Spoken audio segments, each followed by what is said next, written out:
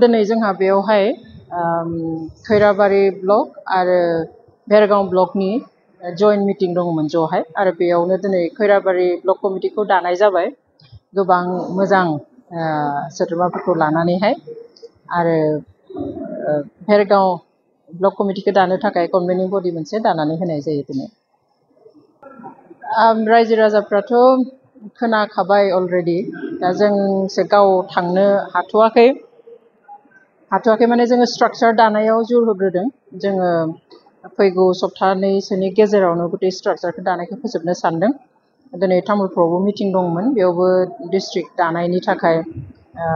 strong कनभेनिं बडि मोनसे दाबाय दिनै प्राय गासैबो सावरायनाया जाफुंजोब्बाय बेबादिनो दाब दाब जायगायाव डिस्ट्रिक्ट ब्लक आरो प्राइमारि कमिटिफोरखौ दानाया फोजोबजोबोब्ला जोङो थोंजोंहै रायजोनि खाथियाव थांगोन दासिमबो थांबाय थादों खिन्थु फिसा लेभेलावहाय गामि लेभेलाव एरिया वाइज गावबागाव डिस्ट्रिक्टनि मानसिफ्रा हाबगासिनो दङ आरो आसा खालामो रायजो राजाया मदद होगोन आरो रायजो राजाया बे अल्टारनेटिभ जिथु होदों बेखौहाय नाजावना लागोन होननानै जों आसा खालामो बुंथ'नो हानाय नङा खारन जों CWC आव जिरायनानैहाय डिसिसनखौ लागोन इलेक्शन फैगोन जेला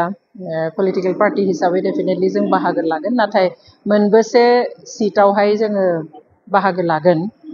एबा दारायगोन बेखौहाय जोङो दा थिग खालामथ'वाखै सम फैब्ला मोनथिहोगोन नोंथांमोन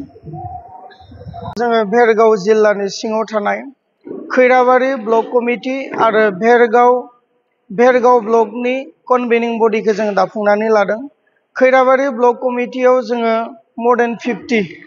बेबायदिहै बिबानफोरखौ जों होनाय जादों आफादगिरियाव जोङो लाबोदों गोमबोर बर' नेहाथारियाव जोङो लाबोदों सन्जित कसारी थिग बेबायदिनो भाइस प्रेसिडेन्टआव जोङो लाबोदों गोबां व्यक्तिफोर आरो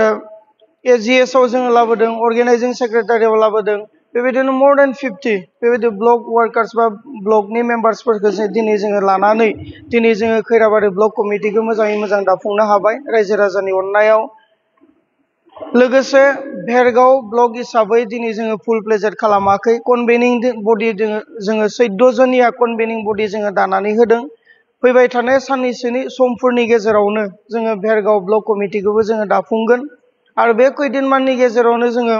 बे भेरगाव जिल्लानि सिङाव थानाय आरो मोनथाम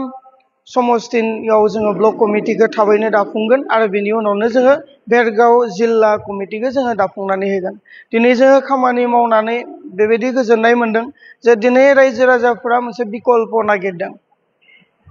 बे बिकल्पखौ दिनै अल्टारनेटिभ पार्टी अफ बड'लेण्ड जायखौनोखि अल्टारनेटिभ माने एसामिसाव बिकल्प होननाय जादों दिनै बे पार्टियाव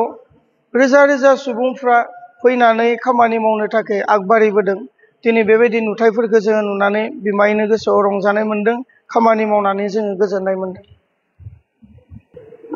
दिनै अल्टारनेटिभ पार्टी अफ बड'लेण्डखौ जोङो थांनाय एप्रिलनि 2 तारिखआव जोङो घोषणा खालामदोंमोन बाक्सानि बरबरि होनना बुंनाय मोनसे जायगायावहाय फैयै 2 मासनि गेजेराव जोङो 2 मास जानोसै बिनि गेजेराव जों गोबांथार खामानिफोरखौ मावनो हादों क'क्राझाराव जोङो पलिटिकेलि मोनथाम जिल्लायाव जोङो रानदों क'क्राझारखौ डिस्ट्रिक्ट कमिटि जों दाफुंनो हादों चिराङाव ब्लक कमिटि प्राइमारि कमिटि जों बानायगासिनो दङ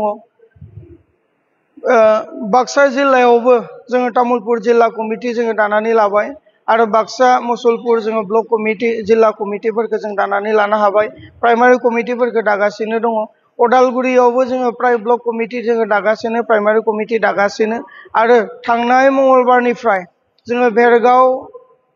जिल्लानि सिङाव खामानि मावदों खोब समनि गेजेराव जोङो भेरगाव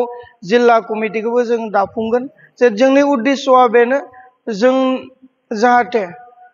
फैबाय थानाय समाव सुस्थ' राजखान्थि जोङो रायजोनि गेजेराव होलांनो हायो दिनै बे सुस्थ' सासन बेबस्थाखौ होलांनो हायो दिनै बे नोजोरजों जोङो खामानि मावदों